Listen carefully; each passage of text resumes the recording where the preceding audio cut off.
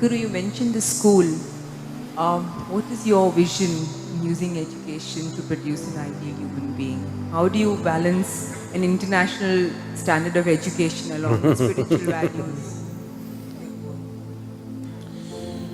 So the school that we're talking about right now, there is going to be no spirituality. No spirituality at all. We don't want to bring spirituality into a child's life. We will teach them some simple forms of yoga for mental and physical health, that's different. But no spirituality will be brought to them as a part of education, never.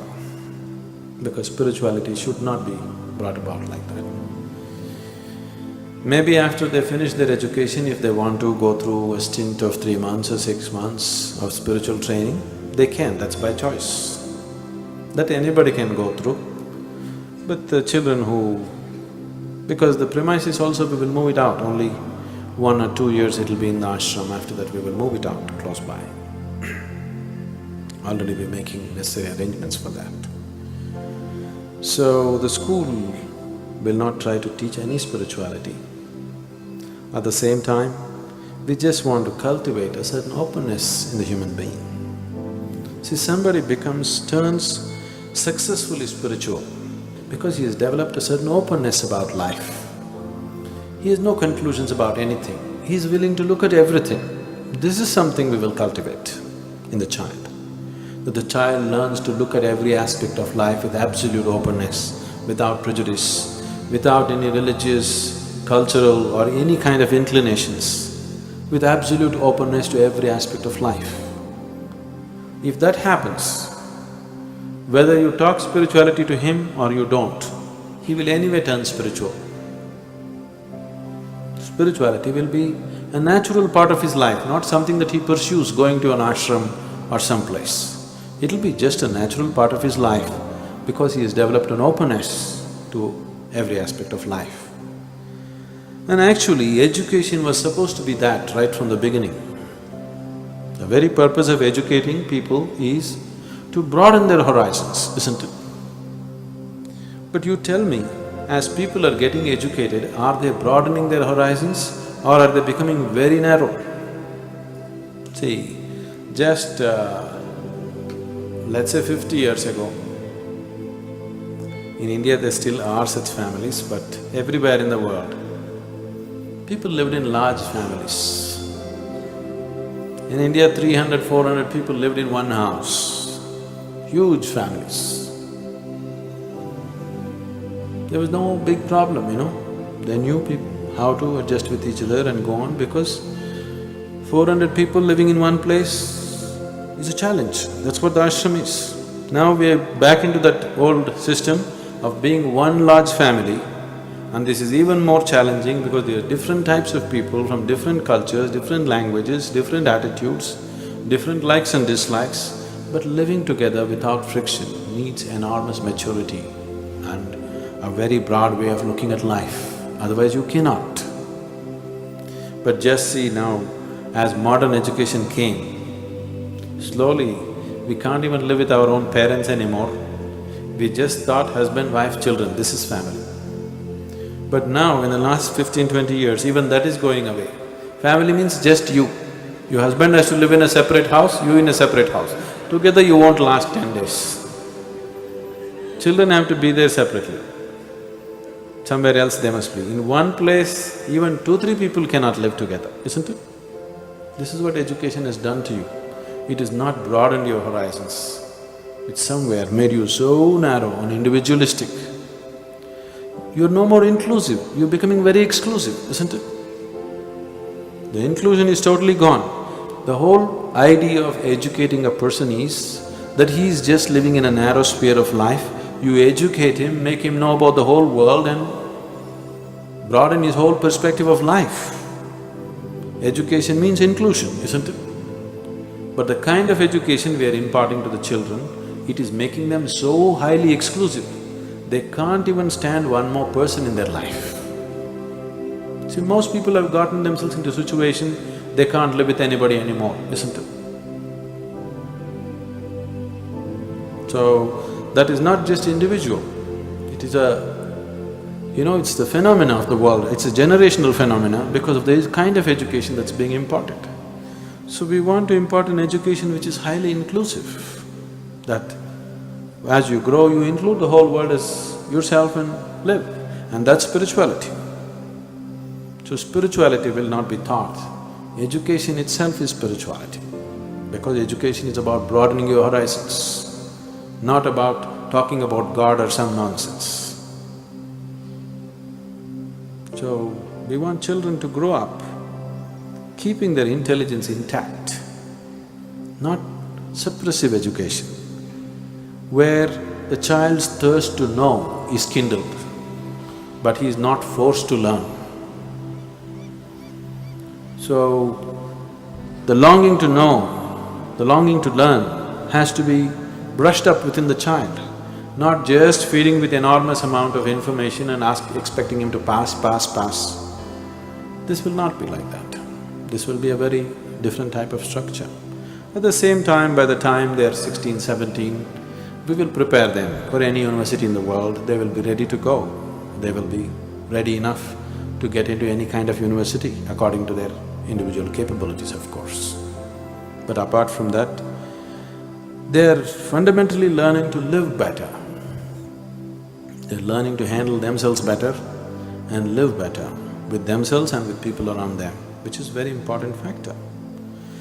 And people are successful in their life not because they have degrees, not because they have university certificates, it's because they're capable, isn't it?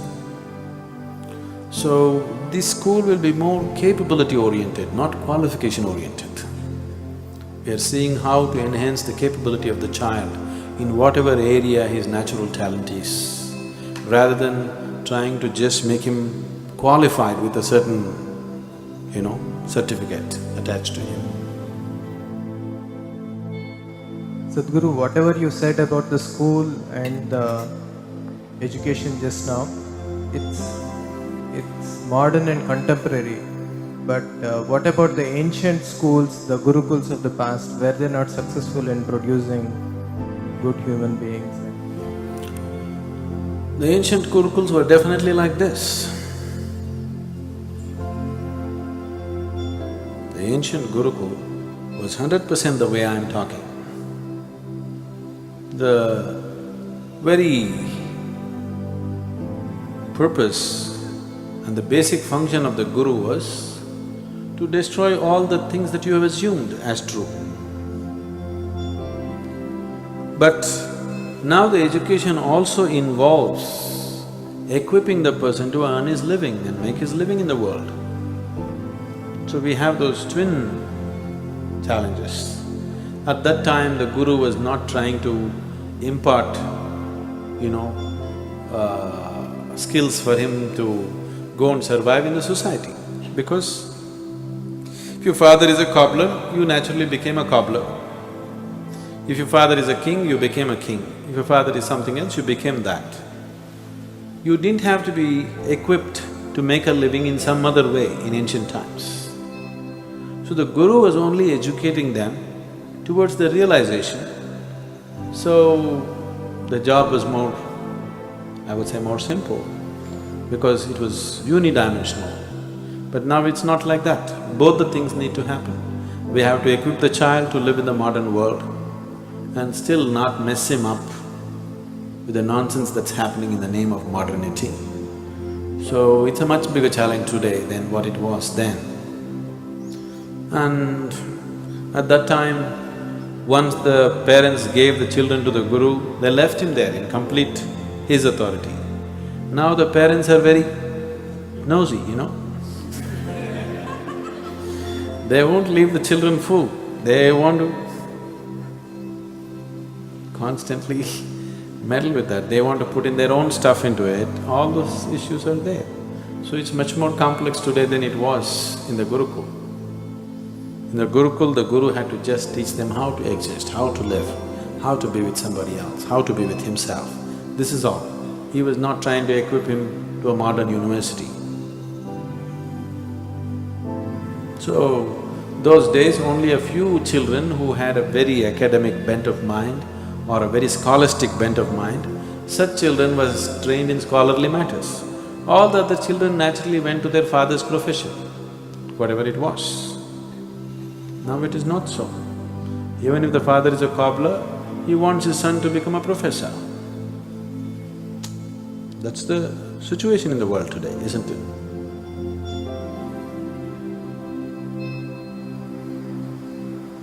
But you're saying there'll be no spirituality in the school. Isn't that a shortcoming? I'm saying no spirituality as a teaching, as a method. But at the same time, if a child grows without assuming anything, if he grows up without any nonsense, he's naturally spiritual.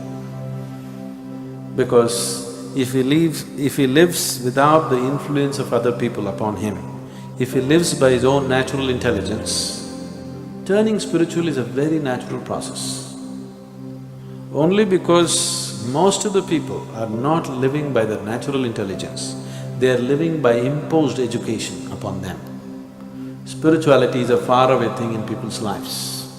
Otherwise, if people live by their natural intelligence, turning spiritual will be a very normal process for most of the people, except a very small percentage who won't go that way for various other reasons.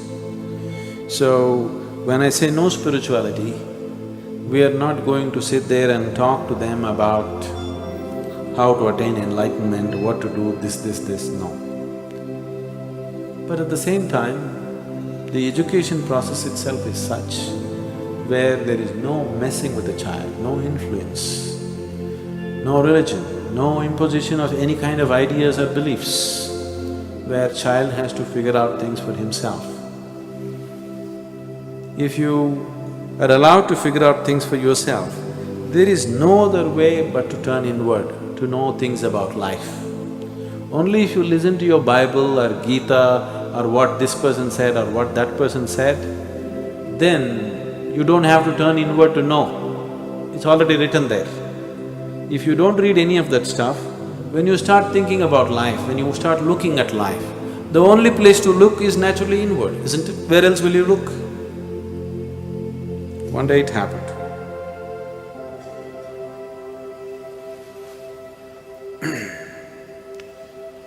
A lady who was a big professor in the university bought herself a home appliance, a little complex home appliance. She took it home, she read the instructions and tried to put it together, all those pieces that came in the package. She just tried very hard, she couldn't put it together. She left all those parts in a heap and went to work. When she came back in the evenings, to her surprise, the appliance was properly assembled and already used. She called the maid and asked, "Who fixed this?" She said, "I did." She couldn't believe it. "How did you do this?" Then the maid said, "When you don't know how to read and write, you have to use your brains."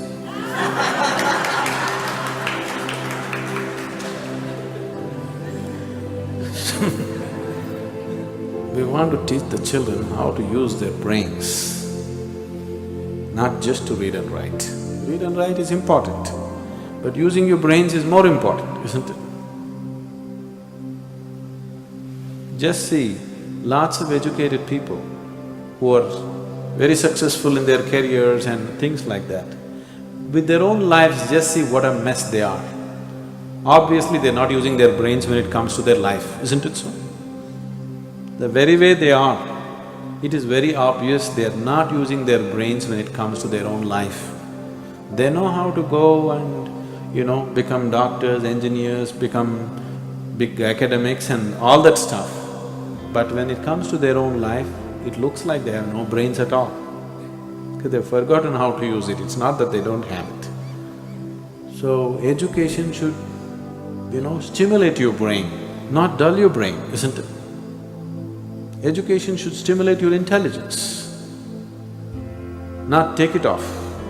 Today, education scientists in the world are saying, if a child goes through 20 years of formal education, 70% of his intelligence is irrevocably destroyed.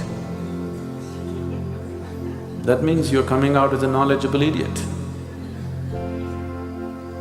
And that's a huge disservice to humanity, isn't it? It's a huge disservice to humanity if you're just destroying the child's intelligence, because the future of the world is just in their brains, isn't it so? Whether we are going to produce beautiful things on the planet or very destructive bombs on the planet or something else more destructive than that, simply depends on how well coordinated this person's emotions, intelligence and all these things, how well coordinated a human being is. That is how he is going to use his intelligence and that is what he is going to produce in the world, isn't it? See, the most intelligent people in the world have contributed